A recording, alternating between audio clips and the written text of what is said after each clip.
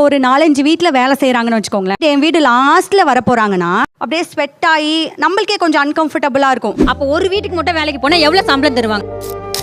போனோம்னா சோபா போட்டு சோபால உட்காந்துட்டு ஃபேன் போட்டு விட்டு ஏசி போட்டு உட்கார வைக்கிறாங்களா? பாத்திரம் தேய்க்க போறோம், கிச்சனுக்குள்ள ஃபேன் இருக்குமா? வீடு பெருக்கி துடைக்கிற அந்த மாப்பு துடைக்கும் போது வேர்த்து போகாதா? நம்மளுக்கு என்னவோ இந்த நாய்ங்களுக்கு சோறு போற மாதிரி தனியா ஒரு தட்டு நம்ம வேலைக்கு தான் போறோம். இப்போ கிடையாது சார். இல்லன்னு சொன்னா ஒத்துக்கவே மாட்டேன். நீங்க இல்லன்னு வச்சுக்கோங்க. டப்புன்னு தாண்டி போறீங்க. அவங்க பிரச்சனை எல்லாம் உங்களுக்கு பிரச்சனையாவே தெரியலையா?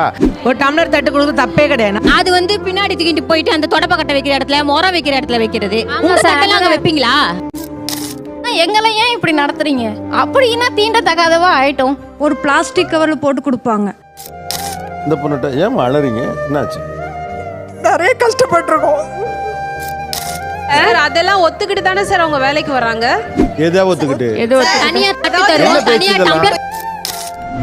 வீட்டில் பணி செய்யக்கூடிய பணிப்பெண்கள் ஒரு பக்கமும் அந்த வீட்டினுடைய முதலாளிகள் இன்னொரு பக்கமாக இருக்கிறார்கள். இந்த வீடியோ பார்க்குற நீங்க லைக் பண்ணாம இருந்தீங்கன்னா ப்ளீஸ் லைக் பண்ணிக்கோங்க. நீங்க பண்ற ஒவ்வொரு லைக்குமே எனக்கு அடுத்த வீடியோ எடிட் பண்றதுக்கான ஒரு மிகப்பெரிய பூஸ்டா இருக்கும். அண்ட் வீடியோ ஃபுல்லா பாருங்க, ரொம்ப இன்ட்ரெஸ்டிங்கா இருக்கும். இன்னைக்கு அவர்களுடைய பிரச்சனைகள் என்ன, இன்னைக்கு அவங்க எதிர்பார்க்கிறது என்ன, நீங்க எதிர்பார்க்கிறது என்ன அப்படிங்கிற விஷயம் பற்றி தான் நீ என்ன பேசவிருக்கிறது. நான் சுத்தி வளைச்சு பேச விரும்பல, எதிர்க்கட்சிக்காரரை பார்த்து கேட்கிறேன். வீட்டுக்கு பணியாளரா நீங்க வேலைக்கு ஆள் எடுக்கிறீங்க அப்படின்னு சொன்னா நீங்க அவங்கள்ட்ட என்னென்ன விஷயம்லாம் கேட்பீங்க? நல்லா ட்ரெஸ் பண்ணிட்டு நல்லா வரணும் சார். வேற நம்ம ஊர் பக்கத்திலே இருக்காங்களா அப்படின்னு பாப்பாங்க சார். என்னடா சொல்ற?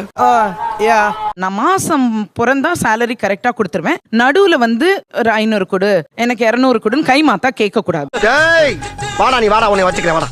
எஸ் மேடம் சரிங்க அப்படின்னு நம்மள மதிப்பு கொடுத்து பேசுறாங்களா? அப்புறம் எத்தனை வீட்ல வேலை செய்யறாங்கன்னு கேட்டுப்பேன். ஒரு 3-4 இடத்துல வேலை பார்த்தா எடுக்க மாட்டீங்க. ஆமா. ஏன் அதுல ஏதாவது பிரச்சனையா? உங்களுக்கு என்ன பிரச்சனை இருக்கு? எனக்கு தான் பிரச்சனை. அப்புறம் இந்த salary advance கண்டிஷனா சொல்லிடுவேன். நான் கண்டிப்பா கொடுக்க மாட்டேன்னு முதல்ல. salary advance கடன் கிடையாது. அது ஏன் நான் salary advance வாங்கிப்பாங்க, மாசம் மாசம் 1000 கழிச்சுக்கோன்னு சொல்லுவாங்க. பாத்தீங்களா மேடம்?